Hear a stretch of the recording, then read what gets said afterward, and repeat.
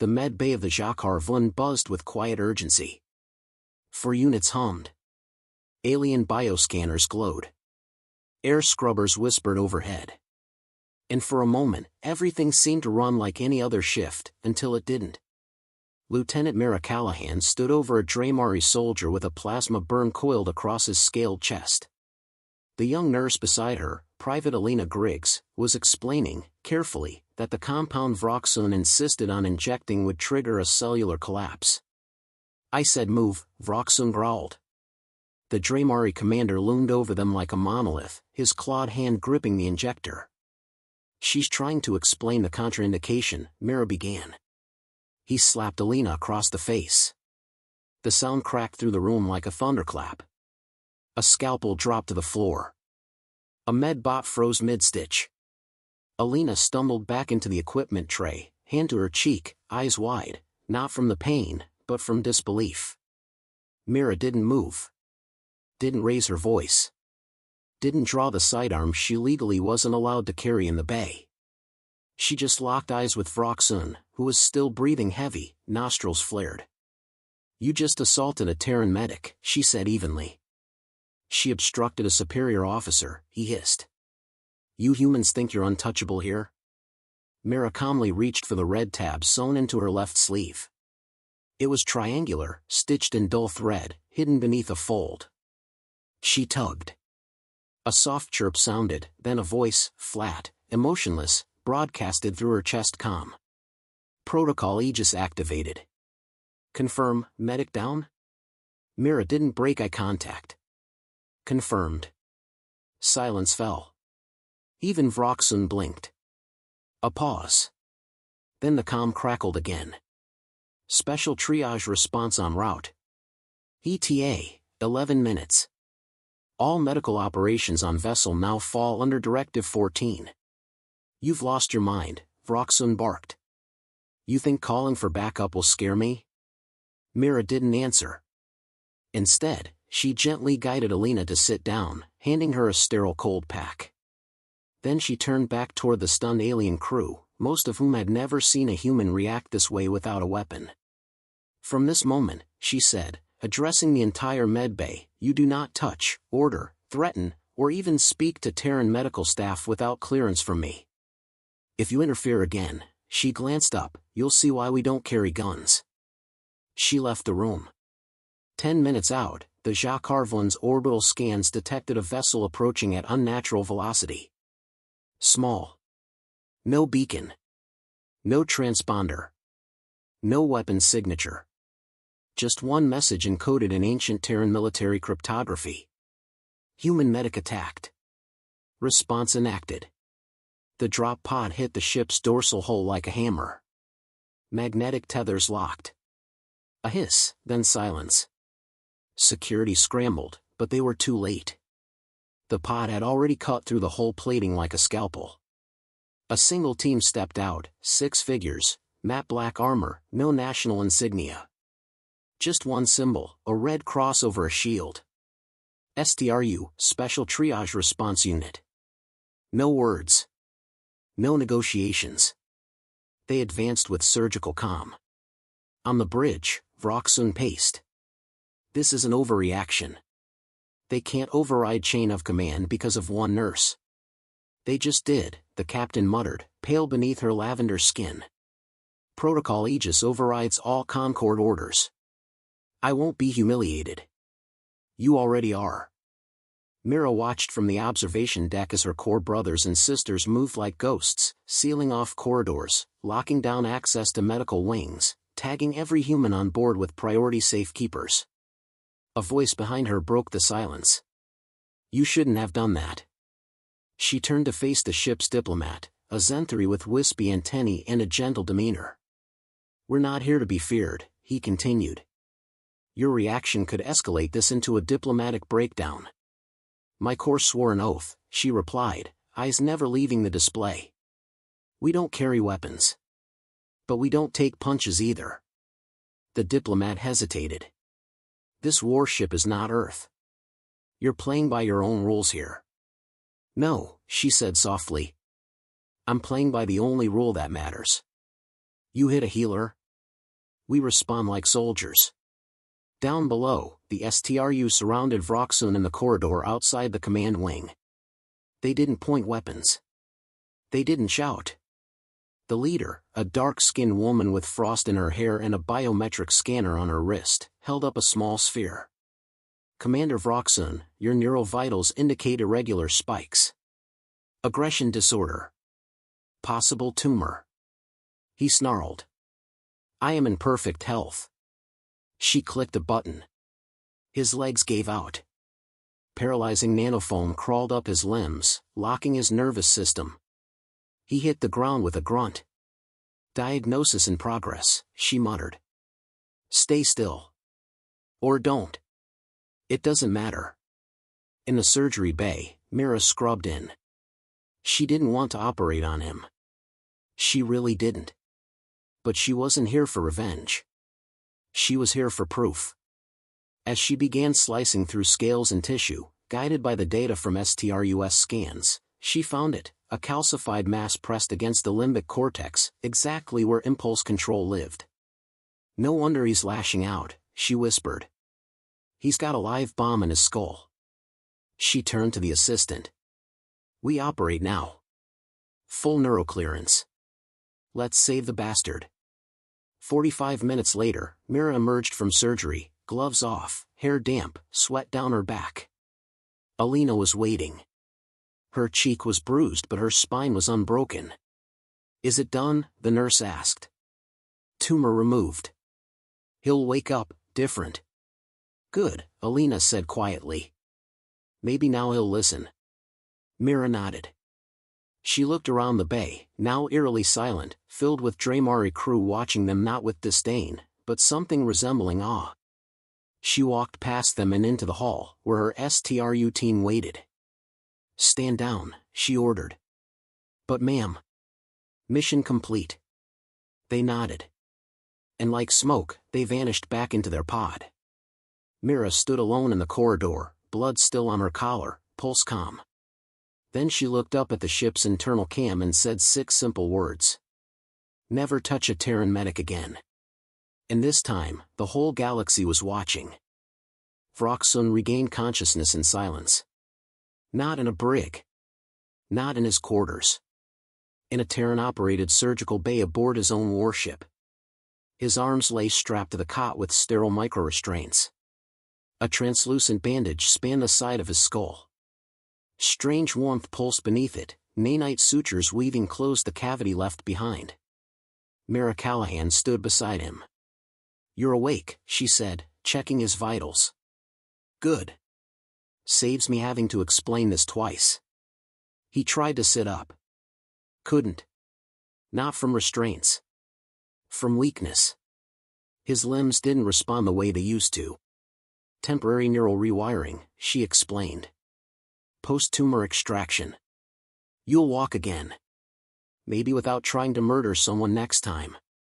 His tongue flicked, involuntary, a Draymari tick of embarrassment. You trespassed military authority. You've committed assault. She cut him off. You assaulted a Terran medic. We removed the cause of that behavior, your tumor, without killing you. You're welcome. He glared. You're not warriors. You're nurses.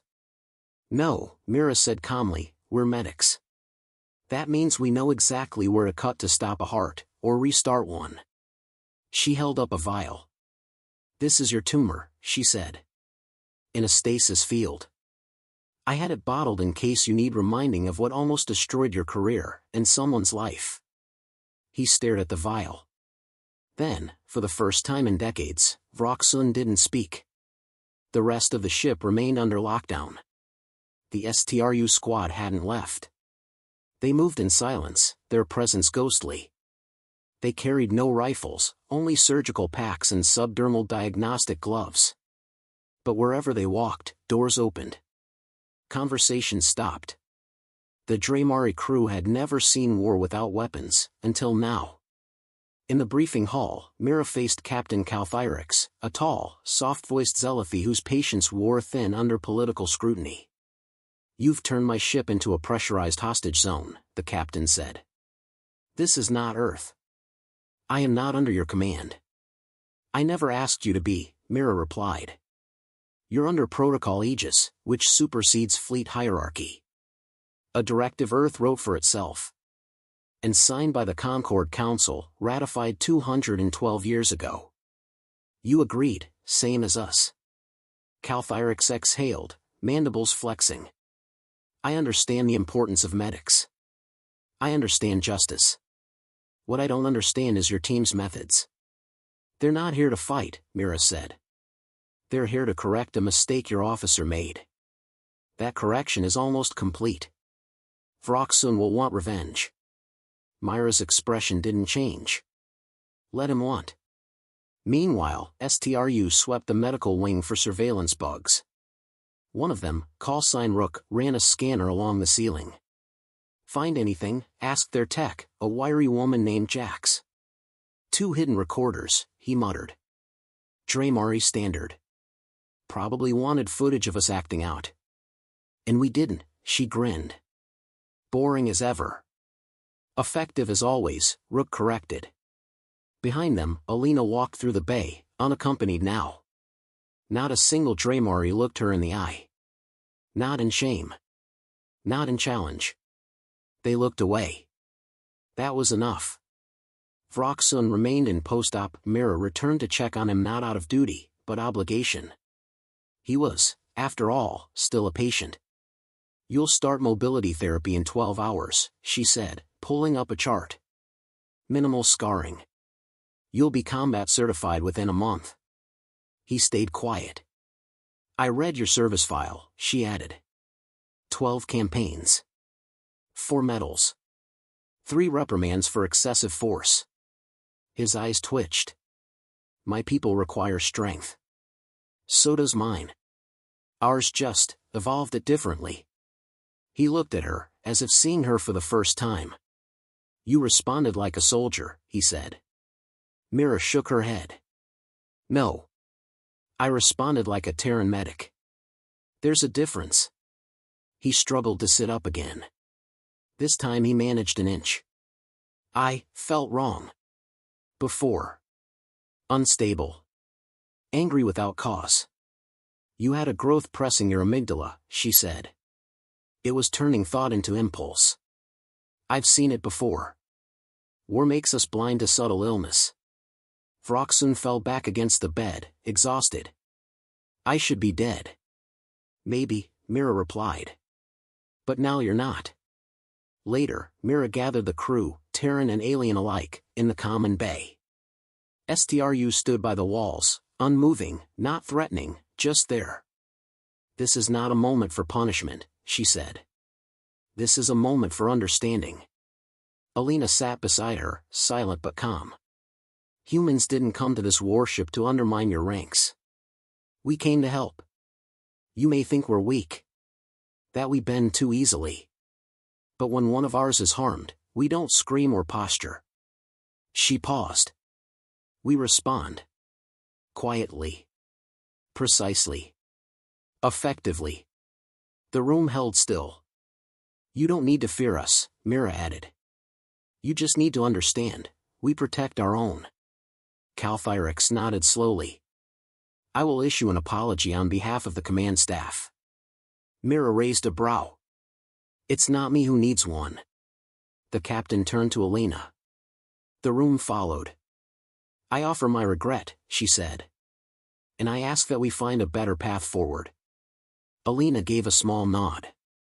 Acknowledged. It wasn't forgiveness. Not yet. But it was a beginning. Hours later, Mira and her STRU team stood at the boarding ramp. Their drop pod was docked, ready to depart. The lockdown lifted. The ship returned to normal operations, except for one shift. Vroxun, bandaged and limping, appeared at the hangar threshold. The crew parted for him, unsure of what he'd do. He approached Mira. No guards. No armor. Just a small, clear vial in hand. My tumor, he said. I wish to keep it. To remind me of what I was, and who I nearly destroyed. Mira took a long look at him. Then take it. He hesitated. Then bowed, not deep, but unmistakable. I see now what kind of warriors medics truly are. Mira offered nothing in return. Just a faint nod. The ramp sealed. The drop pod launched, fading into the stars. In the silence of the hangar, Calthyrix turned to Vroxun. What changed your mind? The commander stared at the stars where the pod had vanished. They didn't conquer us, he said. They healed me. Without permission. Without fear. He looked down at the vial in his hand. And now? I owe my life to someone who didn't even blink when I tried to take hers. The Jakar Vun hung in orbit above Draymar Prime, warship systems returning to routine. Inside, something deeper shifted, unseen but undeniable. In the Terran sector of the ship, silence gave way to subtle conversation. Where tension once clung to every glance, now there was space to breathe. Medical staff walked unescorted. No one blocked their paths. No one questioned their right to exist aboard the vessel. Alina, bruise fading, checked charts and administered meds without interruption. She didn't smile much, but she moved differently. With presence. With purpose. She had earned something not often given on alien ships. Space. Respect. In a secure communications bay, Lieutenant Mira Callahan stood before a hololink, arms folded, expression unreadable. Across from her flickered the blue-tinged image of the Galactic Concord High Council, 5 species, 5 languages, synchronized through real-time neural translation. A crustacean diplomat clicked his mandibles first. You triggered an ancient Earth directive, one that overrides standard jurisdiction. Correct, Mira said. And it worked. A Zenthuri delegate lifted a tendril. You conducted unauthorized medical operations on a high-ranking Draymari officer. Mira didn't blink. We also removed a lethal brain tumor from him. He is alive and functional. That's not the point, the crustacean muttered. Another voice interrupted. A human representative this time. She followed Protocol Aegis to the letter. A medic was assaulted. The Corps responded. The council murmured. Then came the final voice, old, gravelly, measured. From a Lurvani elder who had served through 2 interstellar wars. You came aboard with no weapons, she said slowly. You left behind no bodies. And yet you changed the course of that ship's culture in a single day. Mira said nothing. She didn't have to. The elder continued. Perhaps, it is time the Concord updated our laws concerning Terran medics. And perhaps, other species should adopt their protocol. The transmission ended. Mira stood alone, watching the empty air shimmer before her. Aboard the Jakar Vun, Vroxun stared at his reflection in the surgical mirror. The scar beneath his scales was barely visible. The thing inside him, that relentless rage, was gone. In its place, a quiet weight. He looked down at the stasis vial on his desk. His tumor. Sealed. Preserved. He tapped his comm unit. Captain Calthyrix. Requesting a formal message be sent to Earth's Medical Corps. Pause. Message content, the captain asked. Vroxun took a breath. Tell them, this warship stands corrected. The drop pod had landed on Terra 2 hours prior. STRU disbanded the moment they touched down. No parade. No announcements. Just quiet dispersal. Another mission logged. Another line in the records. Mira walked through the corridors of the Terran Medical Command, nodding to familiar faces. No one asked questions. Everyone had seen the reports. She entered a long hall with plaques on the wall, each one commemorating fallen medics, each name a story, each scar a price. At the end of the hall, she placed a small object beneath a new plaque. The vial. Not Vroxun's. Another one. Alina's blood sample from the incident. Preserved. A symbol. Not of victimhood, but of response. That evening, Mira sat alone in a rooftop cafe overlooking Earth's Pacific Ridge.